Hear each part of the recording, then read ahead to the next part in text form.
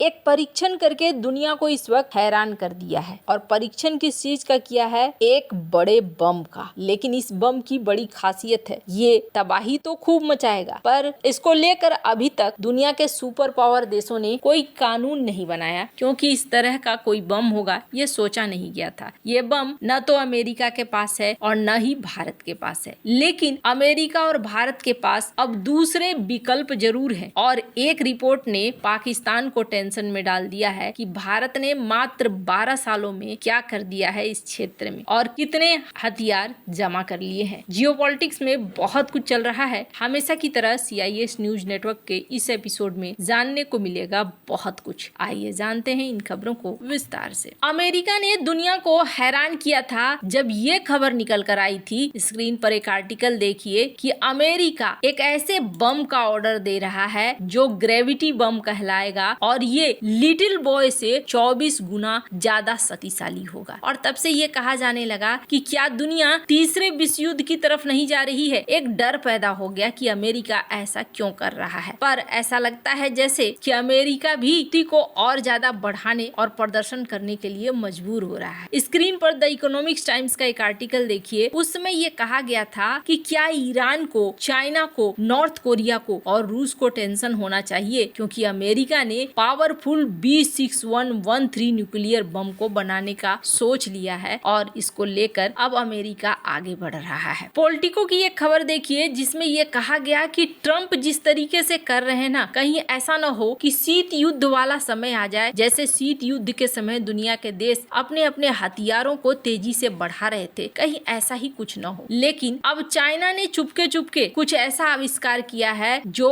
विवश कर रहा है कई सारे देशों को कि वो भी इसी तरीके का बम बनाए। चीन ने एक नया हाइड्रोजन बम बनाया है, लेकिन इस हाइड्रोजन बम में और परमाणु बम वाले इस हाइड्रोजन बम में और पारंपरिक परमाणु बम में बहुत बड़ा अंतर है। इसे दुनिया का कोई कानून अभी तक बना ही नहीं है कि इस तरह के बम को रोक लगाए। जब परमाणु परीक्षण होता है तो बवाल मच जाता है, बहुत तरह के प्रतिबंध लगने शुरू हो जाते हैं। लेकिन ये एक ऐसा बम है जो तबाही तो मचाएगा, लेकिन रेडियोधर्मी तबाही नहीं मचाएगा। जो साधारण TNT विस्फोट होता है उससे 15 गुना ज्यादा गर्मी पैदा करेगा ये हाइड्रोजन बम। ये नॉन न्यूक्लियर हाइड्रोजन बम है और इसने इस वक्त दुनिया के सैन्य और टेक्नोलॉजी विशेषज्ञों का ध्यान अपनी तरफ खींच लिया है, क्योंकि ये हथियार पारंपरिक परमाणु हाइड्रोजन बम से अलग है। इसमें यूरेनियम या प्लूटोनियम जैसे रेडियोधर्मी चीजों का इस्तेमाल नहीं होता है, बल्कि इसके बजाय मैग्नीशियम हाइड्राइड नामक एक ठोस हाइड्रोजन सामग्री का उपयोग होता है जो हाइड्रोजन को जमा करता है और फिर रासायनिक प्रक्रिया के माध्यम से इसे रिलीज करता है। और इस पूरे प्रोसेस में 1000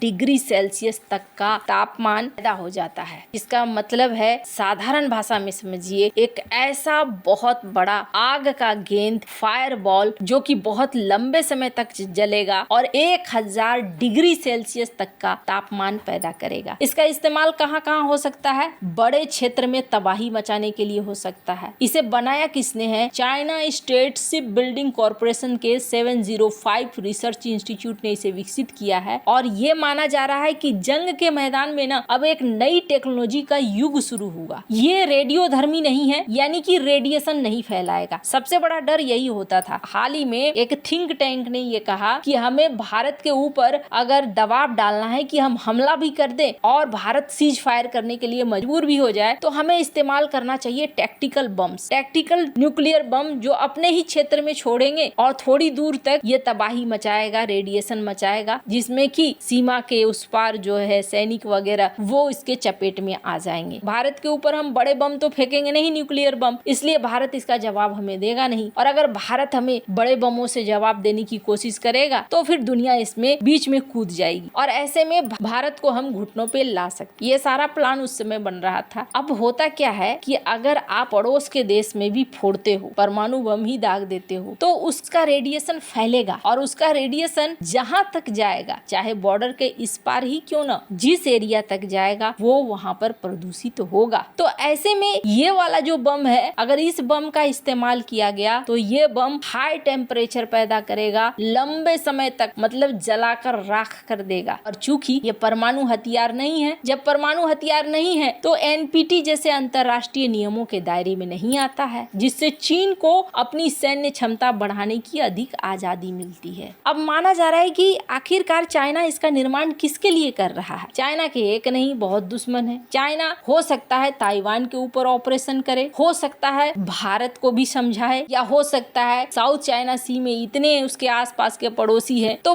बहुत कॉम्प्लिकेटेड इस वक्त सीन बन रहा है। तो इसका मतलब क्या हो गया, बाकी दुनिया हार गई? नहीं, बाकी दुनिया हारी तो नहीं, लेकिन एक रेस जरूर शुरू हो गया है और इस रेस में सब देश आगे बढ़ने की तरफ लग गए हैं। क्या यही वजह तो नहीं है कि अमेरिका ने भी ग्रेविटी बम जैसे 24 गुना शक्तिशाली बम बनाने का ऑर्डर दे दिया? क्योंकि अमेरिका के पास भी गैर परमाणु हाइड्रोजन बम नहीं है और भारत के पास भी नहीं है। अमेरिका के पास मदर ऑफ ऑल बम्स है जो गैर परमाणु बम है, काफी बड़ा है। साल 2017 में इन्होंने अफगानिस्तान में इस्तेमाल भी किया था और ये बड़े क्षेत्र में विनाशकारी प्रभाव डालता है, लेकिन ये हाइड्रोजन पर आधारित नहीं है। अब वही बात करें किस तरीके से रेस बढ़ा है, तो पाकिस्तान को एक बड़ा झटका मिला है भारत की तरफ से। फेडरेशन ऑफ अमेरिकन साइंटिस्ट, ये जो वेबसाइट देख रहे हैं, इस वेबसाइट ने और इस संस्था ने एक रिपोर्ट पेश करी है और कहा है कि देखो साल 2025 की बात करें ना, तो सब देश ना यहाँ पर अपने न्यूक्लियर हथियारों को आगे की ओर ले जा रहे हैं। सिर्फ एक अमेरिका ही है जिसने अभी तक बढ़ोतरी नहीं की है। स्क्रीन पर आप देखिए, यूनाइटेड स्टेट 3700 है, उसके बाद यूके की बात करें तो इनके पास 225 हैं वॉरहेड, न्यूक्लियर वॉरहेड। रूस के पास 4299 हैं, यानी अमेरिका से भी ज्यादा हो गए। वहीं फ्रांस के पास 290 हैं। इजराइल हालांकि आधिकारिक तौर पर कभी स्वीकार नहीं करता है कि उसके पास न्यूक्लियर हथियार हैं, लेकिन कह रहे हैं कि अब 90 हो गए। वहीं पाकिस्तान के पास 170 हैं। तो भारत ने एक साल के अंदर में इसकी बढ़ोतरी करी है। पहले 174 था, अब भारत के पास 180 है। चाइना के पास 600 है, नॉर्थ कोरिया के पास 50 हो सकते हैं। और ये बता रहा है कि अगर दुनिया में एक बार फटना शुरू हुआ ये बम, तो क्या हालात बन सकते हैं, किस तरीके से सारी चीजें तितर बितर हो सकती हैं। लेकिन मजबूरी ये है कि भय भी निप्रीत न हो। जिस तरीके से चाइना आक्रामक हुए जा रहा है और भारत के आस पड़ोस में बहुत सारी गतिविधियां हो रही है, भारत को अपनी शक्ति तो बढ़ाना ही होगा। आपको क्या लगता है इन सब मामले में, आपकी क्या राय है, कमेंट कर जरूर बताएं। जल्द मिलते हैं अगली वीडियो में नई खबर के साथ।